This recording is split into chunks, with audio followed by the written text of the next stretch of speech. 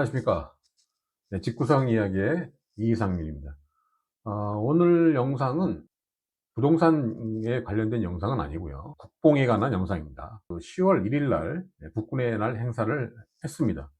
이 국군의 날 행사가 2년 연속, 작년에도 했죠. 작년에도 75주년을 했고 올해가 76주년인데 2년 연속 국군의 날 행사를 연속으로 개최한 정부가 전두환 정권 이후에 40년 만이 됩니다. 그러니까 그 전에 있던 김대중 정권이나 노태우 정부, 그 다음에 노무현 정부, 문재인 정부, 박근혜 정부 때도 2년 연속으로 국군의 날 행사를 하질 않았어요. 이번에는 2년 연속으로 국군의 행사를 했습니다. 요번에 새로 선보인 것이 바로 지금 화면에 나오는 현무5입니다. 여러분 보다시피 어마어마하죠? 네, 어마어마한 크기의 무기입니다. 작년에는 이제 현무4라고 그래서 현무4도 이제 지대지 미사일인데 탄두 중량이 2톤이었습니다. 2톤. 근데 요번에 선보인 현무5는 탄도 중량이 8톤입니다. 4배가 늘었어요. 4배가 늘었고 여기 이 원통에 있는데 이 원통의 길이가 20m. 그리고 바퀴가 9개예요. 그리고 이 바퀴가 옆으로 기동을 합니다. 옆으로 기동을 해요. 여기 보시면 요게 지금 옆으로 기동을 합니다. 이 바퀴가 막 다 움직여요. 같이 다 움직입니다. 다 움직이면서 옆으로 좌우로 왔다리 갔다리 해요. 왜냐하면 그 차량은 워낙 길다 보니까 이게 뭐 좌회전하고 우회전하고 할 수가 없어요. 그러다 보니까 그거를 이제 극복하기 위해서 바퀴 자체를 아예 다 움직이게 해서 이렇게 기동을 할 수 있도록 만들어 놓은 것 같아요. 혐오5가 왜 무섭냐면요. 혐오5가 무서운 이유는 사거리가 지금 3,000km 이상이라잖아요.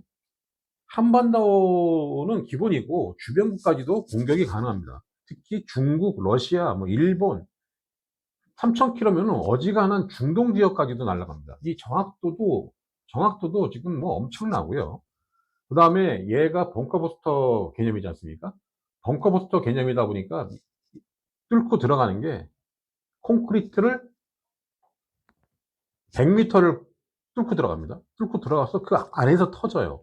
거의 그 위력을 알 수가 없습니다. 그 위력을 알 수가 없어요.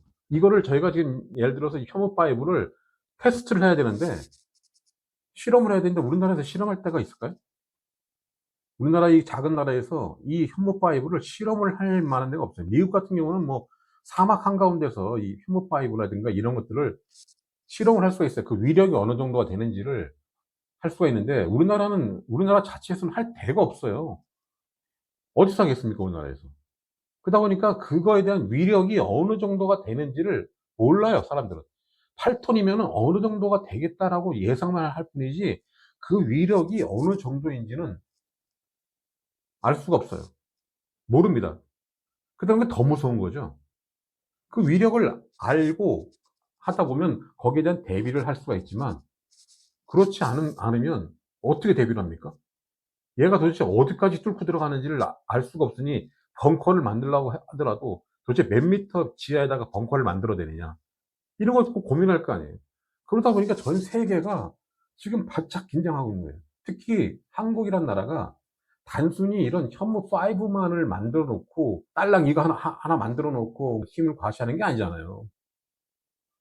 지금 우리나라가 만든 K2 전차, 그 다음에 K9 자주포, 그 다음에 뭐 천무, 뭐 엄청나게 많은 무기들이 있잖아요. 뭐 드론부터 시작해. 그러다 보니까 전 세계가 무서워하는 이유가 바로 이런 것 때문에 무서운 겁니다. 여기 지금 보시면 여기 나오잖아요. 이런 차량들. 이게 지금 전 세계가 갖고 있는 차량들이 아니에요. 일반 나라에서 갖고 있는 차량들이 아닙니다. 이런 걸 갖고 있는 상황에서 이것만 갖고 있어도 솔직히 웬만한 어느 나라도 가히 대적할 수가 없을 정도인데 거기에 현무5라고 하는 어마무시한 괴물 미사일을 손을 보였으니 전 세계가 지금 경악하고 있는 거죠. 이 윤석열 정부가 왜 2년 연속으로 이 행사를 주최를 했을까? 다 의도가 있겠죠. 이게 뭐 아무런 생각 없이 남들 정권들이 하지 않았던 거를 40년 만에 한다는 거는 무슨 분명히 의도가 있다는 거예요. 그것은 뭐냐? 어느 나라든지 까불지 마라 이거죠. 한국을 우습게 보지 말라는 거예요.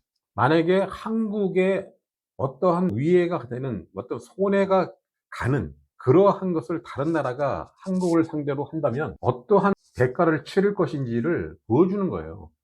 여러분들 그 평화 막 얘기 많이 하잖아요. 평화를 말하는 사람, 우리 평화롭게 지내자라고 말하는 사람은 힘이 있는 사람일까요? 힘이 없는 사람일까요? 아, 우리 평화롭게 지내자. 앞으로 우리 평화롭게 지내자.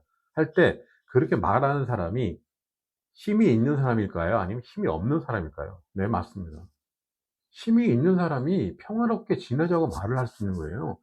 힘이 없는 사람은 평화롭게 지내자는 말을 할 수가 없어요. 선택을 할 수가 없어요. 오직 선택을 해. 평화롭게 지내자는 것을 선택할 수 있는 것은 힘이 있는 사람만 선택을 할 수 있는 겁니다. 여러분들 비근한 얘기 들어보세요. 뭐 학폭, 학폭이 학폭. 힘 있는 놈이 힘 없는 놈을 맨날 괴롭혀. 어? 근데 갑자기 힘이 없는 놈이 야, 우리 평화롭게 지내자. 나를 괴롭히지 말고 나랑 같이 평화롭게 지내자 하면 학폭을 하는 그 힘 있는 놈이 아, 그래 우리 평화롭게 지내자 합니까? 뭔 소리야? 뭐 이런 얘기가 나올 거 아닙니까? 평화는 힘이 있는 사람만이 선택할 수 있는 겁니다. 그래서 우리가 이런 것을 보여주면서 우리가 전 세계를 상대로 해가지고 전쟁을 하자는 얘기가 아니고요. 어떠한 나라도 우리나라를 무시하지 못한다는 얘기는 뭐예요? 우리나라에게 불이익을 주는 일은 안 하겠죠. 상대방이. 그걸 보여주는 겁니다. 우리는 평화를 지키기 위해서 이걸 보여준 거지, 우리가 이 무기를 사용해서 어떤 나라를 침략을 한다든가 그러려고 이것을 보여준 것이 아니고, 혐오5라고 하는 어마무시한 개별 미사일을 보여준 것이 아니라 우리나라는 평화를 지키기 위해서 우리는 이만큼의 힘을 갖고 있기 때문에 까불지 마라. 우리를 건드리지 마라. 너희 건드리는 순간 너희는 소멸할 것이다. 그런 걸 보여주는 겁니다. 전쟁을 하기 위해서 이걸 보여주는 게 아니에요. 우리나라가 역사적으로 어느 날 침략한 적이 있습니까? 우리나라 역사적으로 침략한 적이 없어요. 우리 민족은 평화를 원하는 백이민족이었잖아요. 그거 마찬가지로 이것도 마찬가지, 평화를 유지하기 위해서, 우리나라의 평화를 유지하기 위해서 전 세계에 보내는 메시지라. 대한민국을 절대로 우습게 보지 마라. 대한민국에 어떤 위해를 가하는 순간 당신의 나라는 소멸할 것이다. 소멸할 거 아닙니까? 저 혐오5 미사일 웬만한 나라, 예? 주요 도시에 하나씩만 쏴봐요. 바로 그냥 항복이죠. 그러니까 그러한 힘을 우리가 보여준 겁니다. 그것은 그 목적은 뭐냐? 네, 평화를 유지하기 위해서라는 것을 제 나름대로 생각을 해봤습니다. 그래서 오늘은 부동산 영상은 아니고요. 국뽕 영상입니다. 국뽕.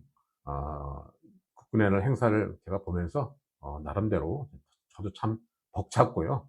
우리나라 위상이 이렇게만큼이나 높아졌구나 라고 하는 데서 자랑스러움을 느꼈습니다. 오늘 영상 여기서 마치도록 하겠습니다. 감사합니다.